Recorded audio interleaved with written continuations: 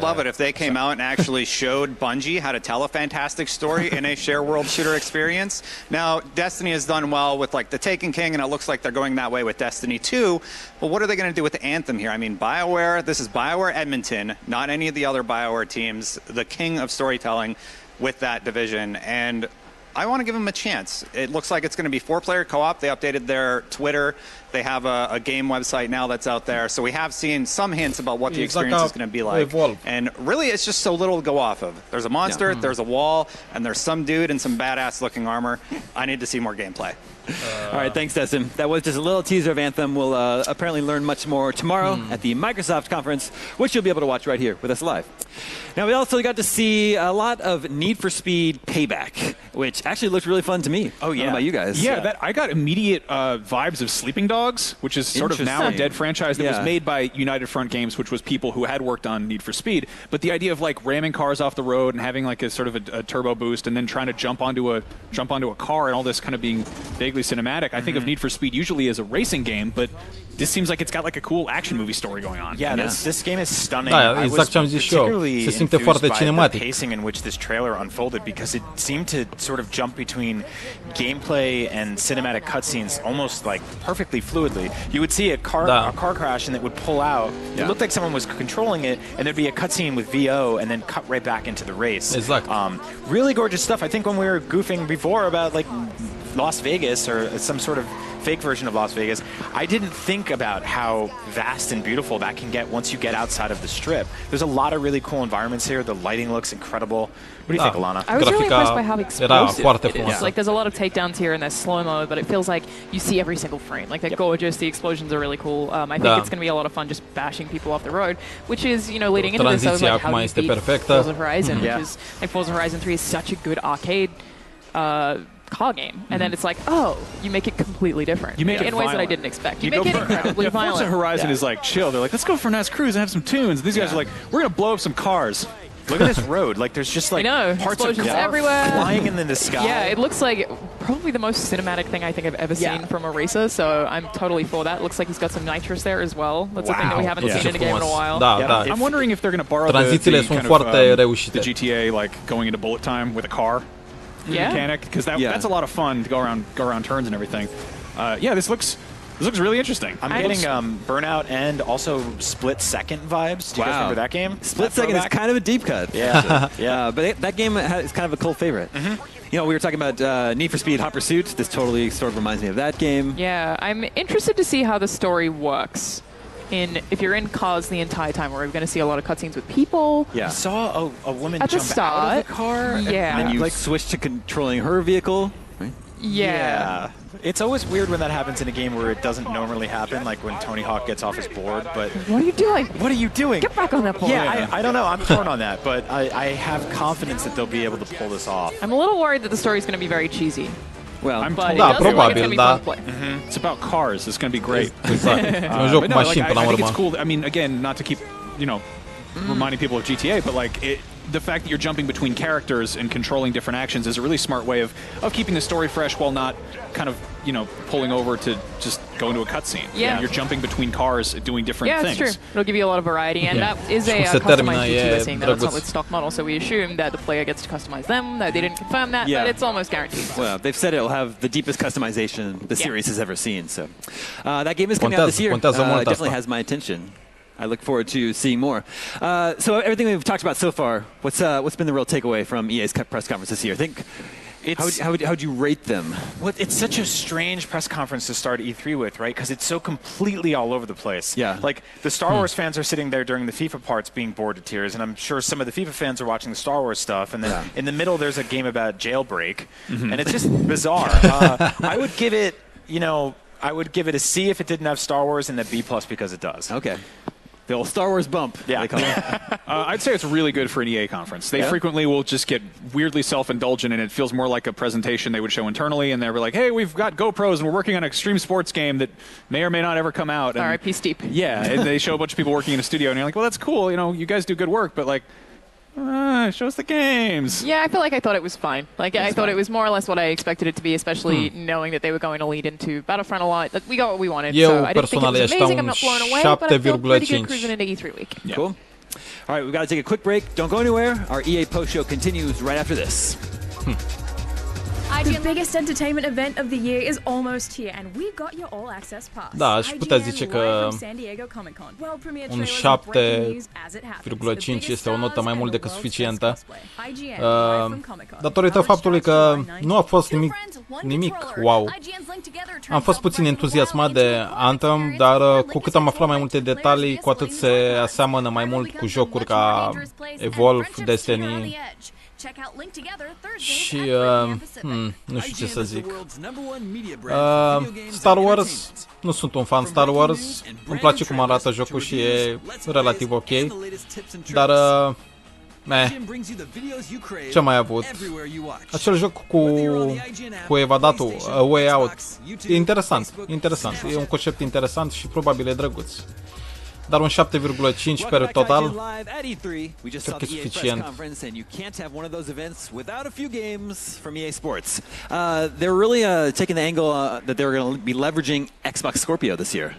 Yeah, yeah, they want those elbow pads to look just really, really realistic. It's kind of an interesting place for devs and publishers to be, where of course you want your game shown on whichever console is going to make it look best, but then Sony obviously has the majority market. So it's going to be an interesting year, I think, seeing who people align with. It's also, we couldn't specifically see it running on Xbox One Scorpio stuff because that hasn't happened Don't even know yet what that looks like right chronologically in E3, so it's very odd. I do think you guys are onto something, though. They will animate individual blades of grass in FIFA. You will get to see down to the ant sitting on the tip of the grass. That's what I want in a soccer game. Me too. It's what I try to think about mostly. You know what we didn't get was FIFA on Switch. Yeah, so if you saw me checking my phone like a rude boy just as the camera came in, it's because we just got a press release on the Switch version of FIFA, which actually sounds a lot more feature complete than I think many of us had sort of hypothesized. That's the whole way to say that word. Hypothesized, I think is the way we're doing it this year.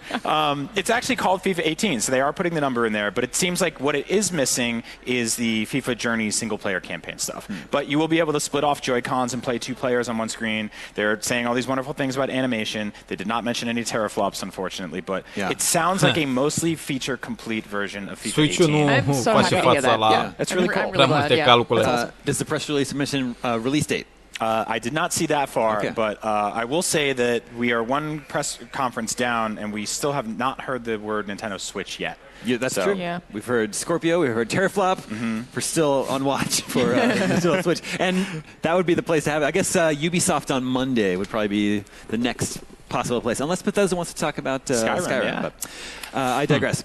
What did you think about the NBA demo that they showed, where you're using both sticks on your controller to manipulate the player's hands? I thought that looked pretty cool. Like I want to try that, especially as someone who doesn't know much about NBA. Like I definitely want to try that. Also, they used a Kendrick Lamar song, so that was definitely a highlight of that for me. Yeah, I was pretty stoked about that. It made me want another skate game.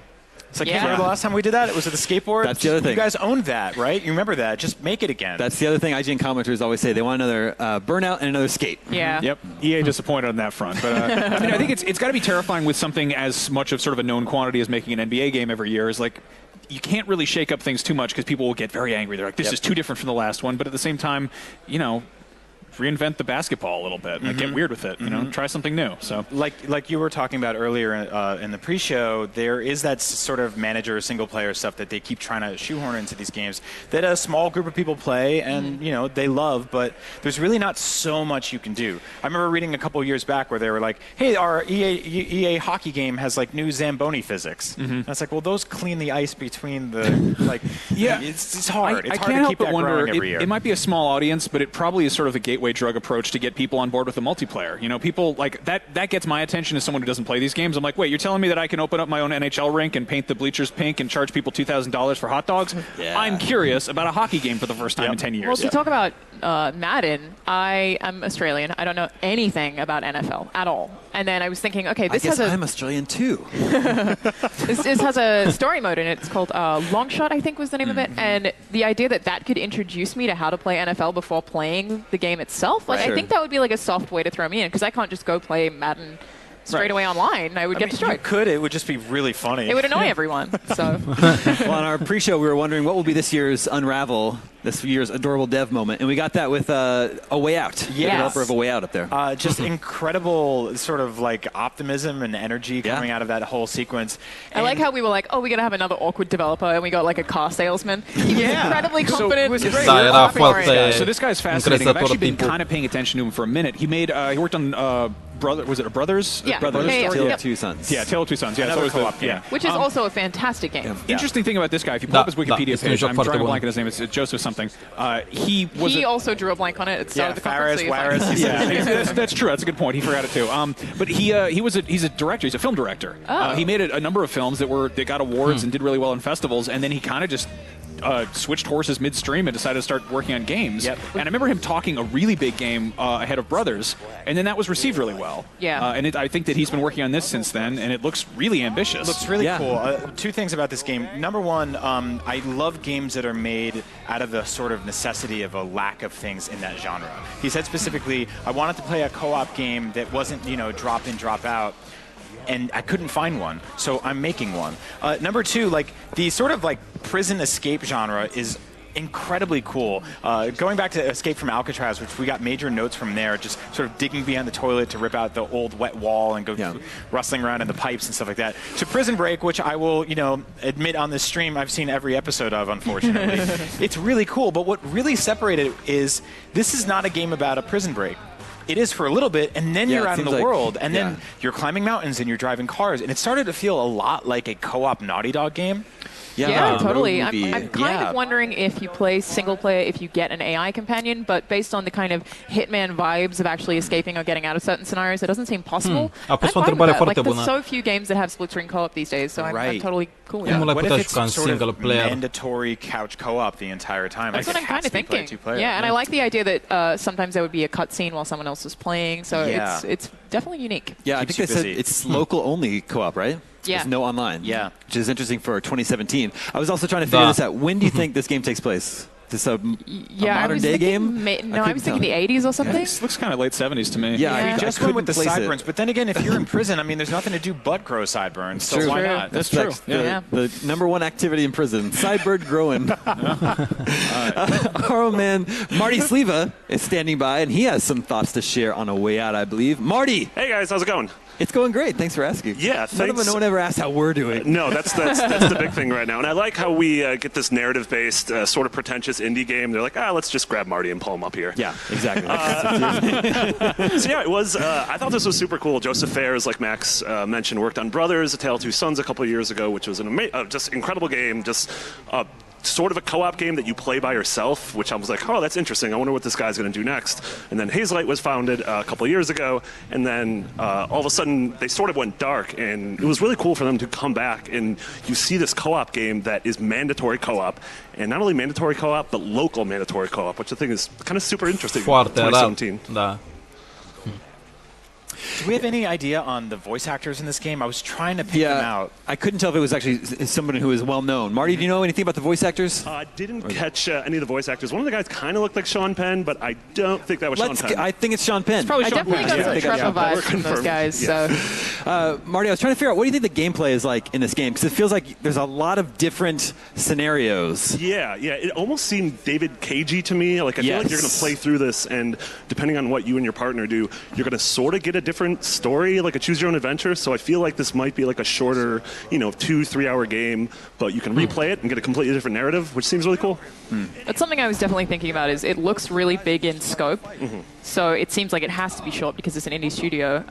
But I mean, they had the backing of EA. That's no mean feat. Yeah, absolutely. I mean, if it's a 3-hour experience you play with somebody else, like a movie that you play through together that has multiple different kind of endings or ways to go about it, that sounds awesome. Yeah, so like Until Dawn or Heavy Rain or something. One thing I found interesting was, obviously we had Unravel 2 years ago. We're getting Unravel 2, but last year we had Fee. If you guys remember that game with the fox. Yes. And that was nowhere to be found we're still waiting on that, Yeah, so I hope that's still in development. Maybe we'll hear more at Gamescom, but as of right now, I'm super excited for this. Yeah. All right, thanks, Marty. Stand by just in case any other artsy-fartsy indie games are announced.